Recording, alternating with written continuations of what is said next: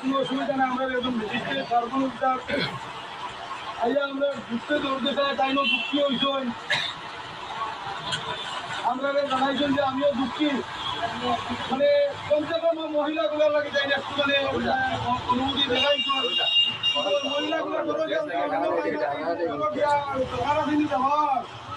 নাই কইলাম ম্যাডাম বাঁচতে বললো যে আপনার উঠে নির্ভর আপনি দেখুন ভারমানি আপনার মহিলাগুলোর একটু বাইরে দিচ্ছে বাড়ির দিচ্ছে, কিন্তু মহিলাগুলো ট্রিটমেন্ট দরকার নেই। তো বিশেষ করে আমরা কষ্ট পাইতাম না, মহিলাগুলো কষ্ট পাইবা, কিন্তু মহিলা শক্তি আমরা বৃহৎ বড় শক্তি তার লাগে এটা তবে জোরের এটার উঠে।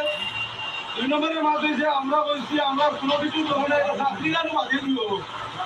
আগে প্রত্যেক ছেলের এগেন্স্টে একটা ভ্যাকেন্সি ক্রিয়েশন করি, ওখানে যদি ডকুমেন্ট দেওয়া হয় তা কমসে কম প্রত্যেকের পরিবারও অন্য দিকে এই আশ্বাসটা আমরা দেন। টাইম বললে আপনারা উঠাই যায় না, আমরা পাঠাই বললাম এরকম হইবে না।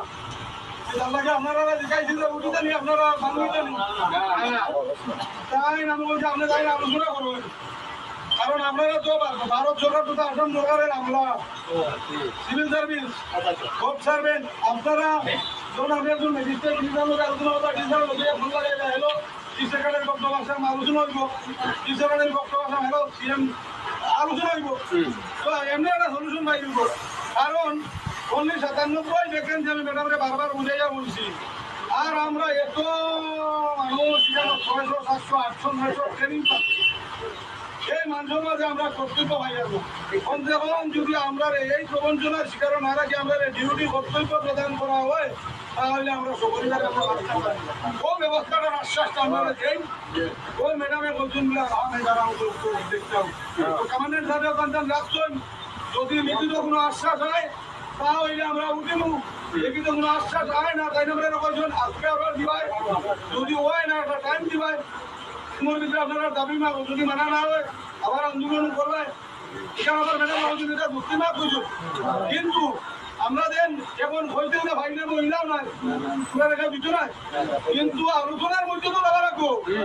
আমরা প্রত্যেকদিন হুঙ্গার খাবো একটু 200 টাকা ভাই খাবো গেলে আমরা মাঠে পয়সা দিন না, এটা 200 টাকা ভাড়া দিন লাগবো গিলা। তো জানলা গিয়া আমি বলছি ম্যাডাম আপনারা ডাইরেক্ট একটা আশ্বাস আনুন, আমি আমরা দেখুন আমরা তো ইচ্ছা না যে আন্দোলন করতাম, আমরা তো জানি না শান্তিপূর্ণ আন্দোলন করতাম, কিন্তু আমরা অসহায় নিশ্চয় কোনো রাস্তা নাই, আমরা ড্রাইভার লেখা নাই, আমরা খুব সুরার খেয়ে নাই, আমরা ডিস্ট্রিক্ট কমান্ডেন্ট আমরা সামনে একজন তাই না আত্মসমর্পণ তাই না হওয়ার কোনো কিছু নাই। তো আমরা দেখলাম কেন এই আসাম সরকারে আমরা তো রাজত্ব করে নানি, আসাম সরকারে আমরা ট্যাক্স নিয়ে নানি, আসাম সরকারকে আমরা বুঝ দিয়ে নানি, আমরা কথা কি আর আমার সময় ব্যবহার করলাম আপনাদেরকে যাই দিলা